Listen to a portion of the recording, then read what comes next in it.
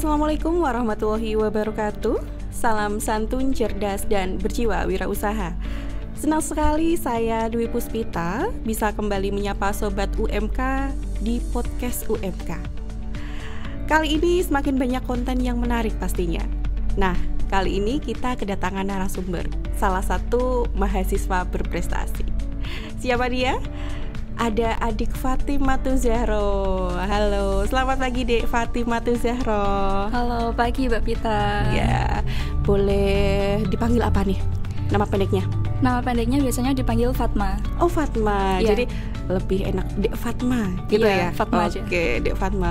Oke, Dek Fatma itu sekarang kuliah di UMK di semester berapa Dek? Semester 7.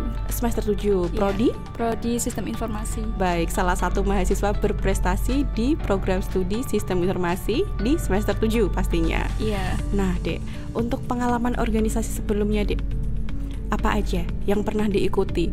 Mengingat Adik adalah salah satu mahasiswa berprestasi yang dimiliki oleh UMK terutama. Kalau untuk pengalaman organisasi di UMK sendiri, saya ada mengikuti beberapa organisasi. Salah satu yang masih saya ikuti sampai saat ini itu BEM, Badan Eksekutif Mahasiswa Fakultas Teknik. Oke, Fakultas Teknik ya Iya. pastinya. Oke. Kemudian ada lagi Dek mungkin dari pengalaman organisasi selain ada di BEM, kemudian sebelumnya pernah join di mana saja, mungkin beasiswa juga. Kalau untuk beasiswa ada, pertama di sini di UMK saya dapat PPA, peningkatan prestasi akademik. Kemudian saya juga mengikuti BI. Nah, Iya. di situ otomatis kita kalau dapat BI, beasiswa Bank Indonesia, kita itu harus join yang namanya GENBI, Generasi Baru Indonesia. Itu forum atau organisasi untuk mahasiswa-mahasiswa yang mendapatkan beasiswa Bank Indonesia. Wah, menarik sekali ya Dek ya. Iya. Jadi selain mendapat beasiswa juga ikut organisasi di dalamnya. Iya, Ya, betul. GENBI tersebut ya. Iya, dan di situ kita bisa meningkatkan soft skill dan ada banyak hal yang bisa kita pelajari di situ karena dikasih semacam pelatihan dan sebagainya. Baik. Ya, Dek Fatma sendiri itu sebagai penerima beasiswa PPA di tahun 2019-20. Iya, betul. ya? Betul, Oke. betul. Selain itu juga finalis mahasiswa berprestasi UMK 2020. Wow, Iya, sangat membanggakan alhamdulillah. sekali ya, Dek ya. Kemudian ada lagi lolos pendanaan PKM tentunya. Iya, PKM alhamdulillah. apa aja Dek itu? Untuk tahun kemarin, tahun 2020 itu kebetulan saya lolos 2 PKM. Yang pertama yang saya ketuai sendiri itu ada PKM KC, kemudian yang kedua ada PKMK Kewirausahaan. Wow, sangat multi talent sekali ya, berprestasi, prestasinya banyak, PKM lolos, kemudian dengar juga Dek, ada yang di tingkat internasional juga dapat silver ya. Iya, Oke, apa alhamdulillah. aja deh? Ada silver, ada gold juga. Kalau yang dapat silver itu ada namanya WISE atau WICE. Itu yang diadakan kalau offline itu biasanya di Subang Jaya Malaysia, tapi berhubung kemarin itu pandemi, Yes. jadi kita lombanya online. Online. Kemudian ada yang dapat gold, itu lomba Wintex namanya, dan insya Allah tahun ini ikut lagi rencana. Alhamdulillah, Udah daftar juga. Prepare ya. Iya, udah daftar dan insya Allah bakal offline kali ini. Kemudian ada lagi yang silver itu namanya Kiwi. Kiwi itu yang penyelenggaranya dari Korea. Oke. Korean International Women Exposition Invention. Ya, Oke. tahun 2020. Baik. Dengar juga ada ini Dek, sempat menerima anugerah sebagai Oh, iya. mahasiswa Iya, berprestasi. iya. Benar ya? Iya, Oke. alhamdulillah kemarin Anugerah apa Dek itu? itu anugerah untuk mahasiswa berprestasi yang mewakili universitas dan kebetulan lolos di tingkat nasional. Oh, alhamdulillah nasional ya. Iya. Baik. Jadi kemarin itu di pemberian anugerah itu dari LLDikti 6 Jawa Tengah, ada 8 mahasiswa dari 8 universitas yang berhasil tembus ke nasional, ke seleksi nasional. Dan alhamdulillah UMK jadi salah satu Yes. di tingkat Jawa Tengah itu. Baik. Dek Fatma itu selain pinter, cantik, berprestasi, 3 kata yang bisa disematkan di dalam diri Dek Fatma. Sangat membanggakan sekali ya, terutama di UMK. Wow, cewek lagi ya. Alhamdulillah dikasih kesempatan dan kepercayaan tentunya jadi UMK sendiri. Yes, oke. Bicara tentang pemilihan mahasiswa berprestasi tadi terkait dengan anugerah juga di tingkat nasional yang telah dilaksanakan, boleh mengetahui Dek sedikit perihal proses hingga sampai di tingkat nasional tersebut? Kalau dari pemilihan ya Mbak berarti ya? Iya. Kalau dari pemilihan itu kan prosesnya dari universitas dulu. Dari universitas diseleksi baru nanti diajukan untuk mewakili universitas.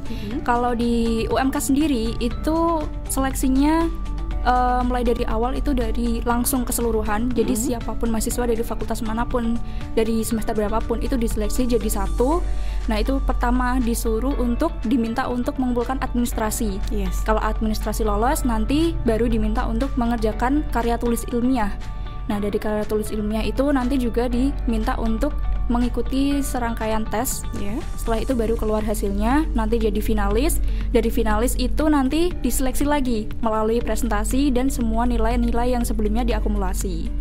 Nah dari situ nanti keluar satu mahasiswa yang bisa mewakili UMK. Yang jadi mahasiswa berprestasi. Nah untuk UMK untuk seleksinya seperti itu tahapannya ya Dek? Iya. Terus untuk yang di tingkat LLDIKT sendiri, nah itu pastinya kan banyak mahasiswa berprestasi di tingkat univnya masing-masing, yang mewakili univnya masing-masing, perguruan tinggi masing-masing, menjadi duta atau menjadi finalis yang ada di sana. Ceritakan Dek, kira-kira di sana itu saingan yang paling terberat dari mana? Boleh disebut lah. Ini untuk nasional ya Mbak? Boleh. Kalau jadi prosesnya itu gini, kalau habis dari UMK kan keluar satu juara, nanti langsung diproses ke nasional, jadi keseluruhan. Langsung satu Indonesia. Iya. Kalau kali ini itu prosesnya gitu, soalnya dari tahun sebelumnya itu proses Mapres nasional itu beda lagi. Iya. Dan kebetulan tahun ini itu langsung dari Univ langsung diseleksi keseluruhan senasional. Dan kebetulan langsung tahap pertama itu kita mengumpulkan ya administrasi sama capaian-capaian yang udah kita capai selama kuliah. Nah dari situ nanti kita lolos tahap pertama. Lolos tahap pertama, kemudian kita diminta untuk mengumpulkan karya tulis ilmiah, gagasan kreatif biasanya disebutnya. Nah dari situ diseleksi yang masuk 8 mahasiswa yang lolos ke tingkat nasional di wilayah LLDIKT 6. Nah dari tahap 2 situ itu udah masuk ke nasional, abis itu diseleksi lagi jadi finalis. Jadi yang di tahap kedua yang saya lolos dapat anugerah itu totalnya ada 96 universitas se-Indonesia atau berapa gitu yang lolos. Kemudian untuk tahap finalnya ini yang aslinya yang berat banget di sini. Dan kebetulan belum bisa sampai situ. Itu hanya 15 universitas satu Indonesia yang masuk 15 finalis. Jadi tadi dijelaskan Dek Fatimah juga ada gagasan pastinya. Ada gagasan kreatif. Ditulis dalam sebuah artikel tentang gagasan dalam pembuatan aplikasi yang menjadi poin khusus dalam penilaian mahasiswa berprestasi tingkat nasional. Bisa dijelaskan poinnya tentang gagasan aplikasi apa sih? Jadi gagasan kreatif yang saya ajukan untuk Mapres itu untuk temanya kan SDGs ya. SDGs. Kemudian saya ambil isu yang terkini waktu itu. Tentunya yang soal COVID. Nah, waktu COVID ini kan yang paling banyak sekali marah itu kan yang kebetulan kemarin turun banget itu di aspek ekonomi masyarakat. Nah, dari situ banyak pengangguran, banyak orang-orang yang sulit mendapatkan pekerjaan. Nah, di situ saya menggagas sebuah output berupa aplikasi. Aplikasi itu nantinya jadi seperti mirip Ruang Guru sama Gojek. Jadi sebagai penjembatan nih. Penjembatan penyedia platform seperti itu. Jadi nanti kerjasamanya sama LPK, lembaga pelatihan kerja.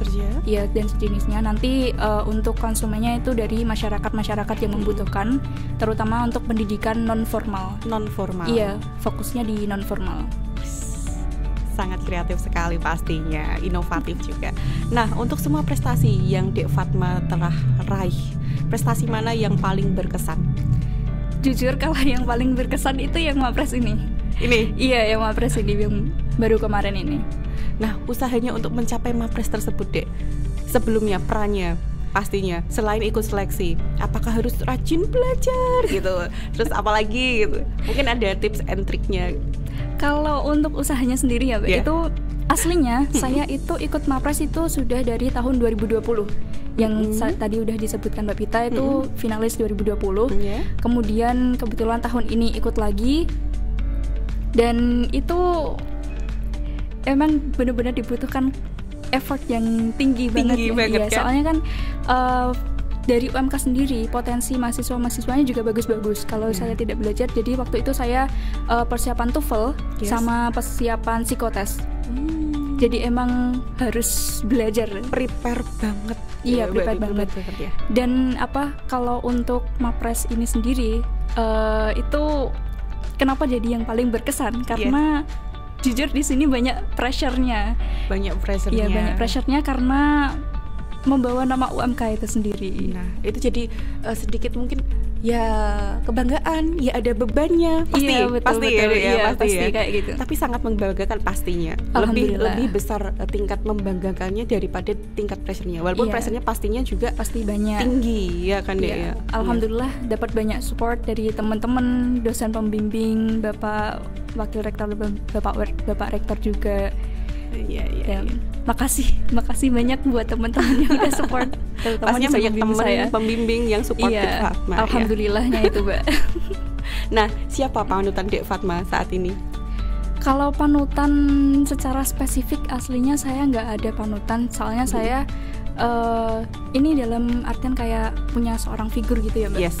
Kalau kayak gitu saya aslinya nggak ada spesifikasi, cuma saya biasanya ambil positif vibes dari mungkin public figure atau dari orang-orang tertentu. Kalau saat ini itu saya lagi nyoba ambil positif vibes dari seorang gitaris aslinya. Kebetulan saya suka musik juga.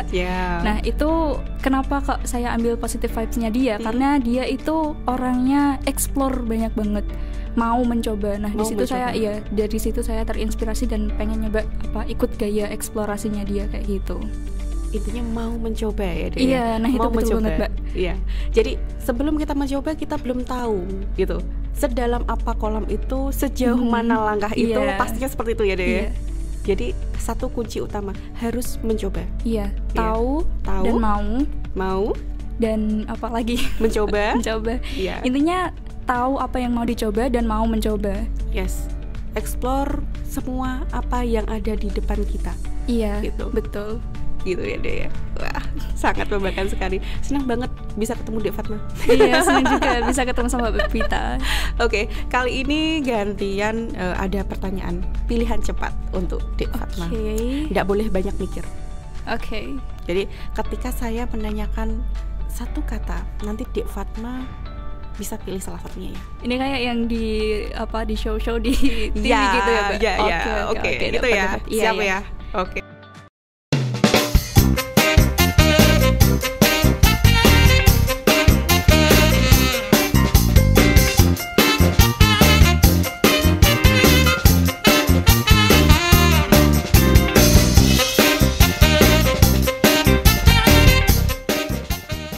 Kalau Dek Fatma sendiri, hitam atau putih? Hitam. A atau B? A. Menulis atau membaca? Menulis. Agak mikir. Iya. Karena dua-duanya pasti perlu suka. Iya. Dan perlu banget. Proses atau hasil? Proses. Juara 1 atau IPK tinggi? Nah. Oke. Lama. Juara 1 ya. Juara 1. Oke. Juara 1 ya. Iya. Juara 1 daripada IPK tinggi. Oke lah. Itu pilihan. Soalnya pilihan. Itu pilihan. Oke. Prestasi atau populer? Prestasi. Pasti Mapres. Karena biasanya popularitas itu mengikuti prestasi. Biasanya kayak gitu. Nah, jadi hasil pun ya tidak mengkhianati dari usaha-usaha yang diperoleh awal-awal kan ya. Oke, selesai kuliah tepat waktu atau di waktu yang tepat? Selesai kuliah tepat waktu atau di waktu yang tepat? Ayo. Untuk beberapa alasan tepat waktu. Tepat waktu. Iya. Biar kumlot juga ya. Iya, biar kumlot juga. Membanggakan orang tua juga ya pastinya. Itu salah satu poin pentingnya, Mbak. Nah, kali ini harus cepat. Pacaran atau jomblo? Jomblo deh. Oh, kok jomblo? Aduh, halo jomblo. Gak apa-apa jomblo dulu gak apa-apa. Gak apa ya. Fokus kuliah dulu lah. Fokus kuliah dulu. Iya. Oke. Meraih prestasi, meniti karir, baru nanti mengikuti gitu. Nah. Oke, gitu ya. Insya Allah otomatis kalau itu nanti. Ya? Ada waktunya sendiri. Ada waktunya sendiri. Baik. Puas-puasin dulu yang kuliah. Puasin dulu yang kuliah. Oke. impian atau orang tua? Orang tua. Good. Sangat jempolan. Kalau ini jempol berapa ya ini? Tak naikkan semua simbolnya. Ini tak kasih jempolku 2, Mbak. Oh boleh, 4 berarti ini. Iya, boleh. Terus ada lulus SMA, kuliah atau kerja? Kuliah dong. Pasti kuliah dong. Pasti kuliah, karena kuliah itu aslinya penting.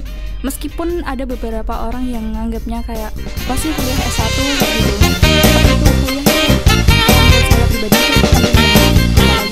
Apalagi kuliah sarjana S1 batas 1.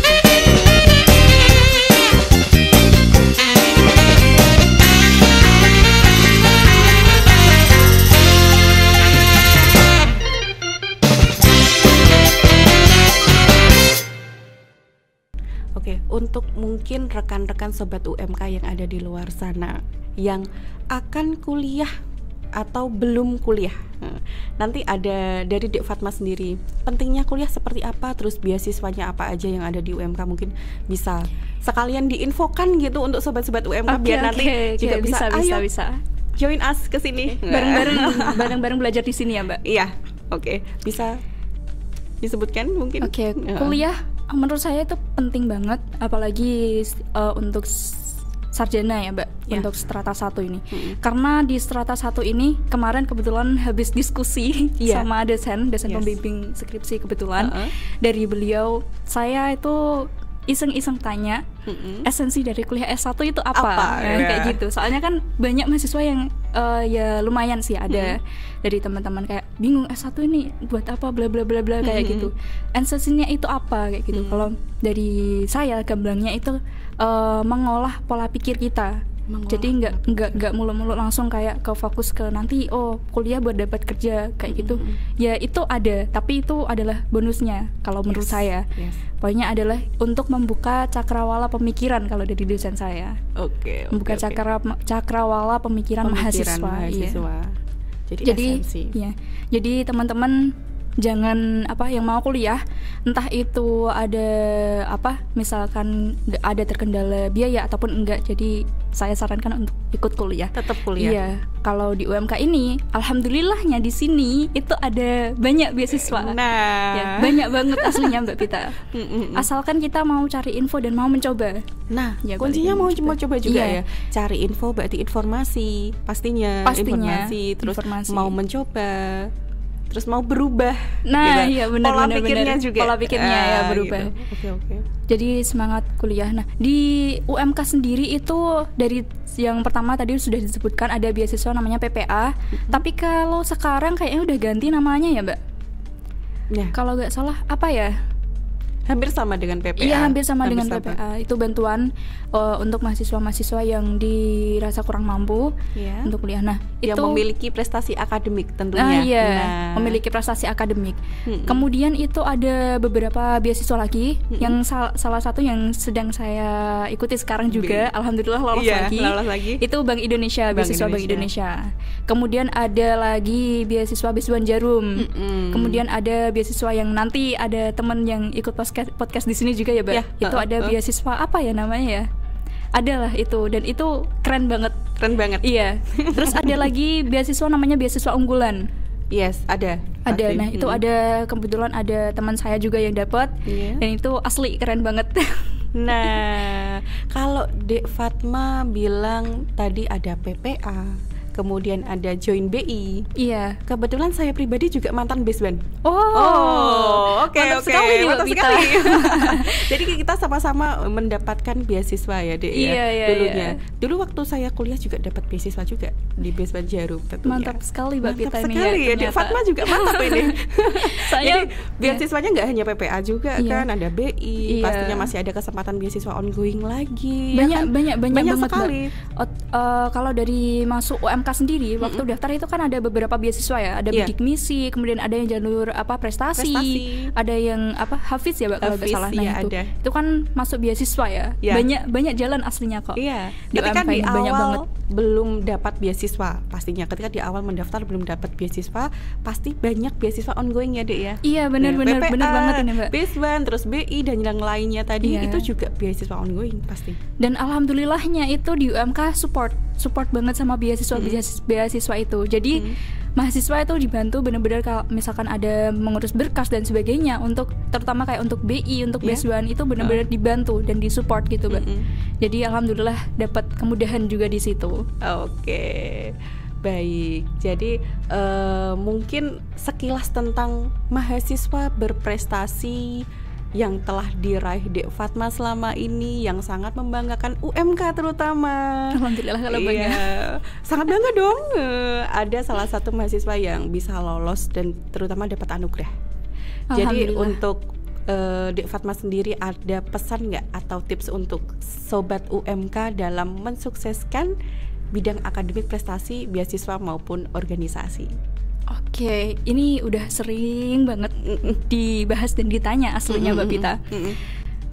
Mahasiswa UMK itu banyak banget yang punya potensi. Bener, soalnya cukup sering sharing-sharing sama teman, jadi tahu aslinya itu mahasiswa UMK banyak banget yang punya potensi.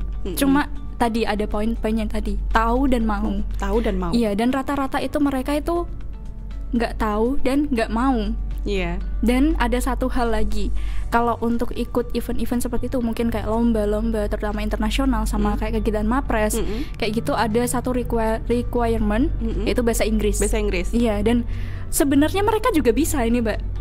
Harusnya bisa. Iya bisa, cuma mereka takut, khawatir. Nah, yang paling mencoba. Iya betul, takut mencoba, takut nanti ternyata aku gak bisa bahasa Inggris, padahal aslinya mereka bisa. Cuma perlu dilatih aja.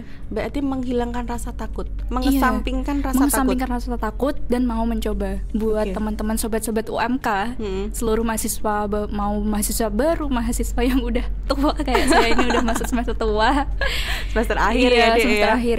Terutama untuk mahasiswa yang baru ya ini Mbak, maksudnya mereka masih punya banyak waktu dan kesempatan. Jangan sia-siain masa-masa mahasiswa kalian. Banyak banget yang bisa dicoba. Nah, jangan takut salah coba. Satu intinya. Motivasi ya Dek ya. Iya. Jadi salah satu motivasi dari Dek Fatma untuk para sobat UMK. Jangan takut untuk mencoba. Jangan takut untuk apa lagi Dek? Intinya itu tahu apa yang mau dicoba. Kemudian mau mencoba, dan jangan takut sama beberapa aspek yang kita mungkin belum expert atau belum bisa kayak gitu. Kan bisa dipelajari dulu, kayak contohnya tadi yang bahasa Inggris itu rata-rata yang mereka terhambat itu di speakingnya. Iya. Cuma kalau mereka diuji mungkin writing atau listening dan sebagainya itu mereka cuma di speakingnya aja biasanya. Terima kasih Dek Fatma untuk waktunya ya. Terima kasih kembali udah sangat dikasih membanggakan sekali bisa kedatangan Dek Fatma di podcast UMK ini. Kita nanti bisa itu ya, salam UMK ya. Oh bisa. Salam UMK. Bisa.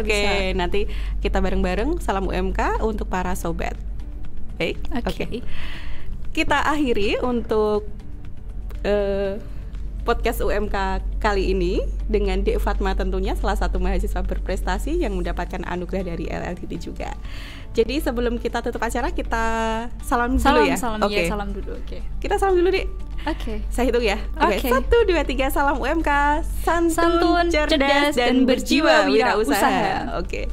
Kami akhiri perbincangan kali ini. Wassalamualaikum warahmatullahi wabarakatuh.